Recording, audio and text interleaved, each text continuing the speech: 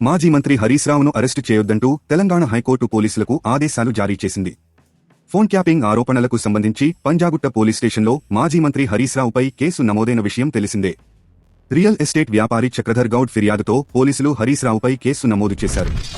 అయితే ఈ కేసులో హరీశ్ రావును అరెస్టు చేయొద్దంటూ తెలంగాణ హైకోర్టు గురువారం నాడు పోలీసులకు ఆదేశాలు జారీ చేసింది. అదే సమయంలో కేసు దర్యాప్తులో పోలీసులకు సహకరించాలని హరీశ్ రావుకు సూచించింది. ఈ వ్యవహారానికి సంబంధించి చక్రధర్ గౌడ్కు నోటీసులు జారీ చేసింది. పంజాగుట్ట పోలీసులు తనపై నమోదు చేసిన కేసు రాజకీయ కక్షలో భాగమని ఆరోపిస్తూ హరీశ్ రావు తెలంగాణ హైకోర్టును ఆశ్రయించారు. తప్పుడు కథనాల ఆధారంగా తనపై నమోదు చేసిన కేసును కొట్టివేయాలని హైకోర్టును ఆయన అభ్యర్థించారు. ఫోన్ ట్యాపింగ్ వ్యవహారం ఎప్పుడో జరిగిపోయిన వ్యవహారమని గుర్తు చేస్తూ చక్రధర్ గౌడ్ ఇంత ఆలస్యంగా ఫిర్యాదు చేయడం వెనక రాజకీయ కక్ష సాధింపు కోణం ఉందని వాదించారు. ఫిర్యాదులోని అంశాలపై కనీసం ప్రాథమిక విచారణ కూడా జరపకుండా పోలీసులు తనపై కేసు నమోదు చేశారని ఆరోపించారు.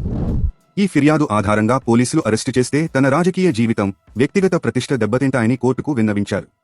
ఈ పిటిషన్పై ఫిర్యాదు జరిపిన హైకోర్టు తాజాగా హరీశ్ రావుకు ఊరట కల్పిస్తూ ఆదేశాలు జారీ చేసింది.